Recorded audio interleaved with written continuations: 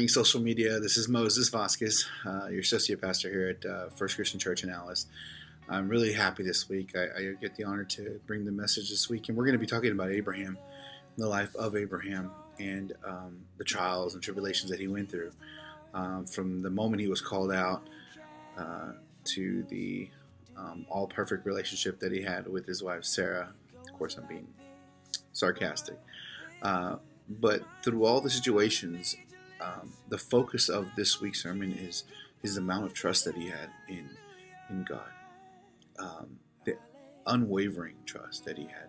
And I think that's the part where we want to get the encouragement, because through him, he promised him that he would make him a leader of great nations, and that he would make him father of many, as many as the stars, as many as the sand and the ocean, and he did just that.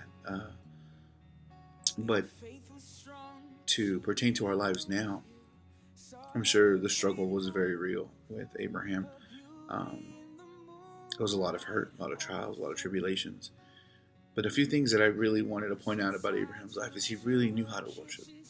He really understood who the audience was during worship. And I think that's some of the things that we lose nowadays in modern life. I think sometimes we focus on how we enjoy what church has become to us, and instead of wondering, what is it like to God? A couple of other things that we're going to be reading out of Hebrews 11, verses 1 through 3, and then we'll skip over from 8 to 16, and then all the beginning of Genesis, just touching on his life, different situations that happened, and things that God had in store for him. But if he hadn't had complete trust in God, complete trust, none of these things would have happened. And it's a trust that allowed Simon Peter to walk on the water just for a few seconds before he slipped, of course. And it's hard in these day and age, I think, to have that kind of trust, because obviously faith is believing in what's not seen.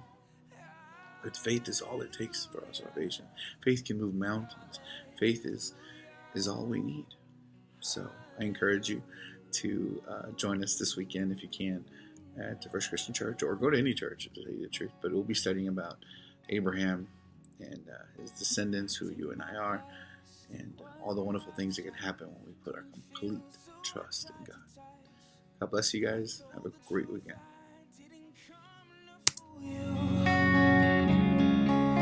And even though he